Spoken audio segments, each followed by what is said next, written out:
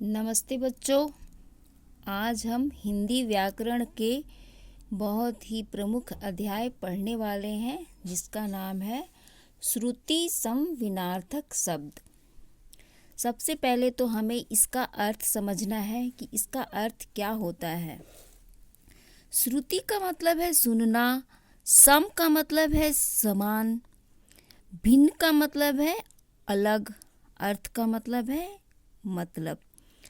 श्रुति समभिनार्थक मतलब ऐसे शब्द जो सुनने में समान लगते हो, अलग लगते हो, लेकिन उसका अर्थ हमें अलग अलग प्रतीत होता है। इसको हम अंग्रेजी में होमोनेम से भी जानते हैं।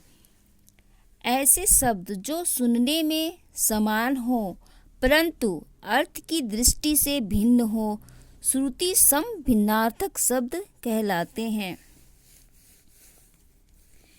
इनकी पहचान उचित उच्चारण, वर्तनी एवं प्रयोग से होती है। जैसे हमें शब्दों में विशेष उनकी मात्राओं पर ध्यान देना पड़ता है। जैसे चिर तथा चिर, यहाँ च में बड़ी ई की मात्रा है और यहाँ च में छोटी ई की मात्रा है।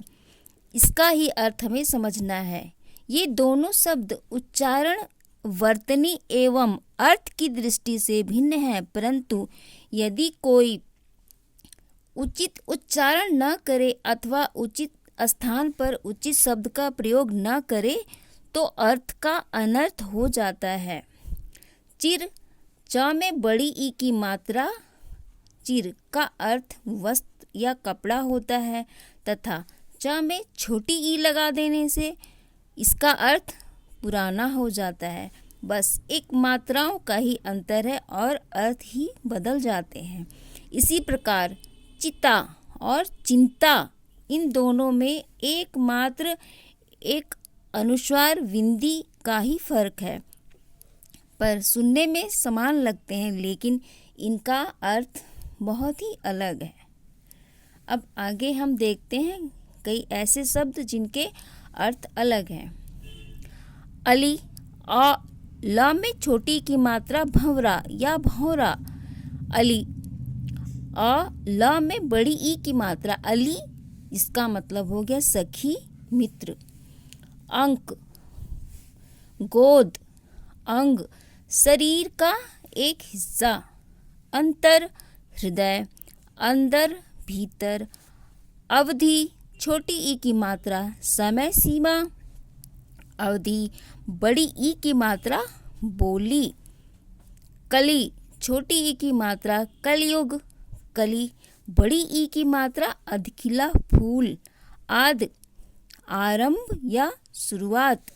आदि, आदत होना।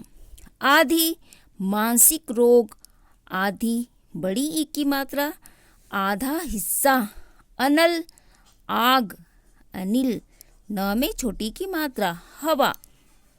अवश्य, जरूर। अवश्य, लाचार, बेबस। अन्य, दूसरा। अन्न, अनाज। इसी प्रकार से बच्चों हम ये सारे शब्द बस मात्राओं पर ही हमें ध्यान देना होता है और उसका अर्थ मतलब अलग हो जाता है। तो इस तरीके से हम इधर भी सारे पढ़ सकते हैं। क, कुल में वंश, बड़ी क में बड़ी ऊ की मात्रा। ल, किनारा, कर्म, काम, क्रम, सिलसिला, आकर, खान, भंडार, आकार, आकृति, समान, बराबर, सामान, वस्तु, द्रव, तरल पदार्थ, द्रव्य, धन दौलत। दीप, दीपक, दिया, द्वीप, टापू। टापू ऐसे जगह को कहते हैं जो स्थान चारों तरफ से पानी से घिरा हो। चालक, वाहन चलाने वाला या ड्राइवर।